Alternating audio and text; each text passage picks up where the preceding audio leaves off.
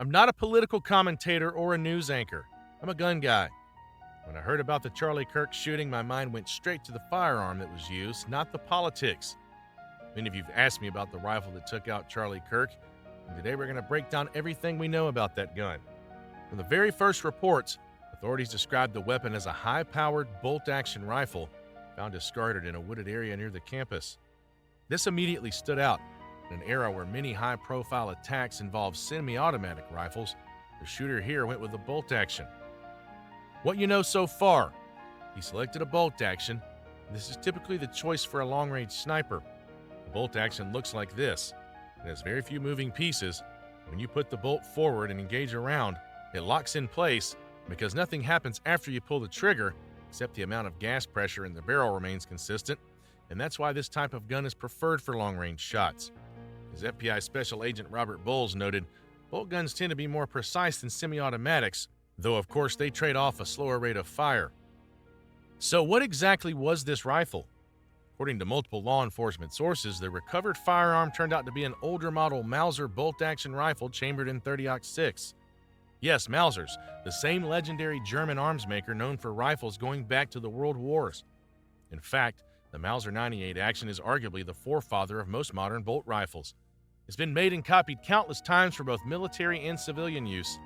The rifle in question was described as an imported Mauser 30-06, likely a mid-20th century hunting rifle built on that Mauser 98 action. And if you needed to break one down quickly, it could be done in just a couple seconds. You can push a catch or button, slide the bolt out, and immediately shorten the rifle for storage or transport. Some models are even designed to go from full-length mode to a compact mode extremely fast. That's why it's entirely possible to stash a rifle like this in a bag after firing and make a quick getaway without trying to run around with a full-length gun in your hands. Investigators said the rifle had a scope mounted on it, and initial photos, once released, showed it had a modern synthetic stock. In other words, it may have been an older Mauser action at its core, but configured very much like a modern hunting rifle. Mauser did produce commercial hunting rifles after World War II, and many old military Mausers were later sporterized, converted for hunting, often rechambered to popular calibers like .30-06 and drilled and tapped for scopes. It appears the shooter's weapon was one of these classic but upgraded rifles, essentially Grandpa's deer rifle, but outfitted to perform in 2025. Mauser action bolt rifles are common hunting guns, commonly used by marksmen and hunters, as news reports noted. They're reliable, accurate, and plentiful. In places like Utah, where hunting's popular, a .30-06 bolt rifle wouldn't raise eyebrows. Thousands of people own one.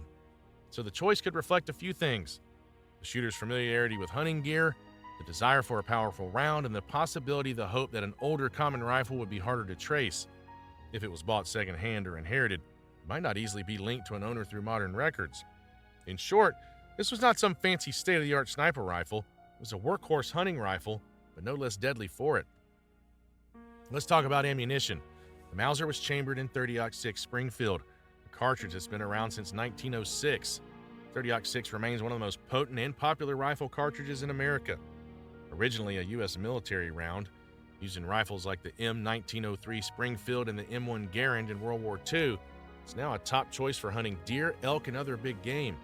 In fact, the kind of Mauser sporter rifle used here was likely designed specifically to fire this round because of its effectiveness on large targets. So, how powerful is .30-06? In simple terms, extremely compared to something like the 5.56 by 45mm, the round used in AR-15s.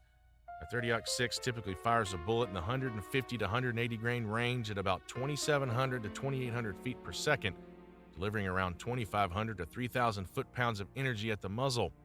That's roughly double or more the energy of a standard 5.56 NATO round. To put it visually, on the right, the .30-06 Springfield cartridge dwarfs smaller rounds like the 5.56 45mm NATO on the left. Center is an intermediate .30 carbine. The .30-06 carries far more powder and a heavier bullet, translating to greater range and stopping power.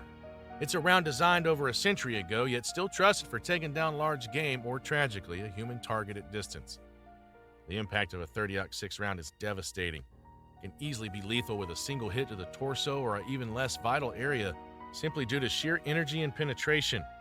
In many states, using a small caliber like .223 or 5.56 for deer hunting is restricted or discouraged. It may not reliably drop a deer, but .30-06, it'll drop a deer in its tracks with good shot placement. Charlie Kirk was hit in the neck, and a 30-06 round of that area would cause massive damage, which sadly it did. Even a near miss of a vital spot can be fatal with a bullet this powerful. A firearms expert noted that with a large caliber like this, even an 8-inch deviation from the perfect point of aim could still result in a lethal wound to a human. Here's a sneakier aspect: stealth and evidence. A bolt action doesn't automatically eject the spent casing when you fire. The shooter fired one shot and did not work the bolt to eject, meaning the empty shell remained in the chamber. Why does that matter? If he had used, say, an AR-15, the hot brass would have flown out and landed on the rooftop or ground, potentially leaving evidence right at the firing position. By using a bolt action and not manually cycling it, he left no casing at the sniper's nest. In fact, when investigators recovered the rifle, the spent cartridge was still in the chamber. This indicates the shooter intentionally didn't eject it. It's a tactic that suggests he didn't want to leave forensic evidence, or even the glint of flying brass could give away his location at the moment of the shot. Let's get into the features of the rifle itself as found. We know it had a scope mounted.